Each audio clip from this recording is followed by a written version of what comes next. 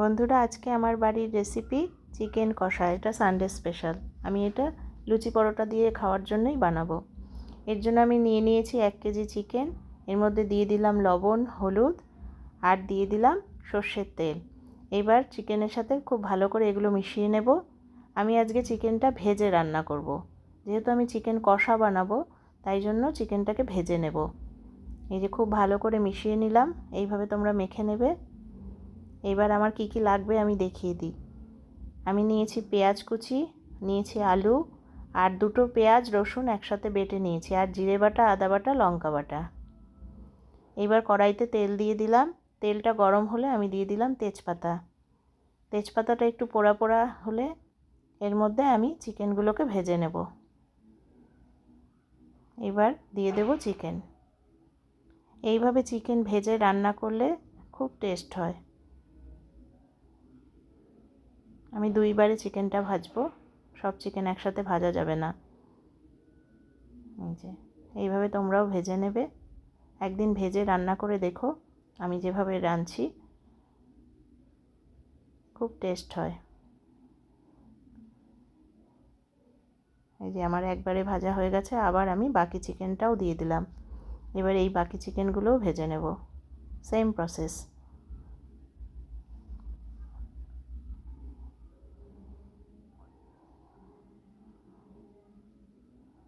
খুব বেশি ভাজার দরকার নেই বন্ধুরা, অল্প অল্প হালকা হালকা ভেজে নেবে।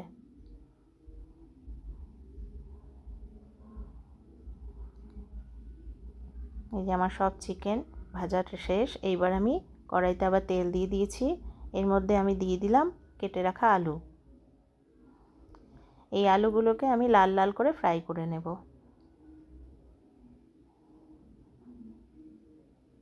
আলুগুলো অল্প ফ্রাই হওয়ার পরে আমি দিয়ে দিলাম কুচিয়ে রাখা পেঁয়াজ। এবার এই পেঁয়াজগুলোকে আলুর সাথে লাল করে ভেজে নেব। যতক্ষণ না পেঁয়াজটা লাল হচ্ছে আমরা এইভাবে নাড়িয়ে নাড়িয়ে ভেজে নেব।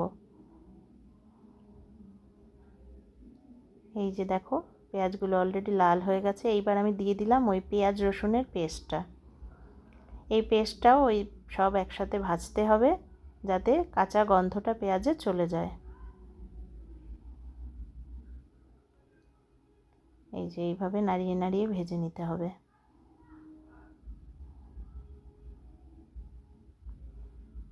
পেঁয়াজটায় তেল ছেড়ে দিলে আমাদের বুঝতে হবে যে পেঁয়াজটা ভাজা হয়ে গেছে। আর এর মধ্যে দিয়ে দিলাম একটু হলুদ, একটু লবণ। মাংসে আমরা অলরেডি লবণ হলুদ দিয়ে রেখেছি, তাই জন্য খুব অল্প করেই দিলাম, লাগলে পরে দেওয়া যাবে। এবার আবার সব একসাথে খুব ভালো করে ভেজে নেব। এই দেখো তেল ছেড়ে দিয়েছে, তার মানে মশলাটা ভাজা হয়ে গেছে। এরপর আমি দিয়ে দেবো বাকি মশলাগুলো। প্রথমে দিলাম আদা বাটা। আমি বড় 1 চামচের মতো আদা বাটা দিয়েছি, কারণ আমার এখানে আজকে 1 কেজি মাংস। আর দিয়ে দিলাম আধা চামচ জিরে বাটা, আর লঙ্কা বাটাও দিয়ে দিলাম বড় 1 চামচ। এখানে শুকনো লঙ্কা, কাঁচা লঙ্কা আমি একসাথে বেটে নিয়েছি। এবার এগুলোকে ভালো করে কষাতে হবে।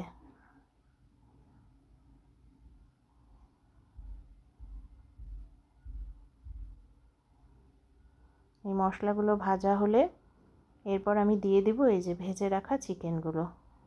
এই চিকেন দিয়ে মশলার সাথে খুব সুন্দর করে মিশিয়ে নিতে হবে।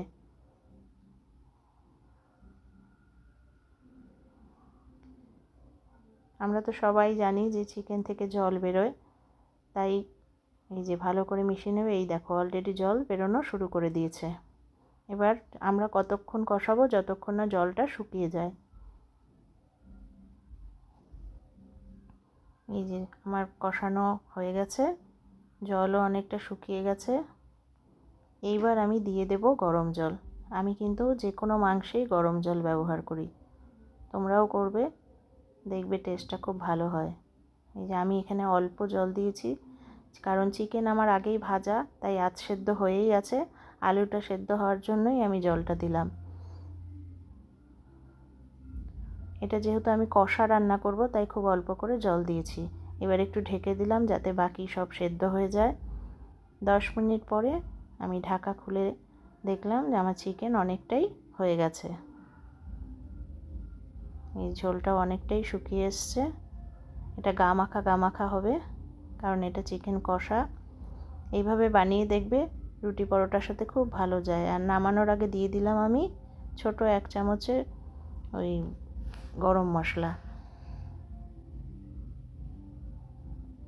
এই যে আমার চিকেন কষা রেডি। এইভাবে একদিন বানিয়ে দেখবে বন্ধুরা, লুচি পরোটা যার সাথেই খাও, রুটি খুব ভালো।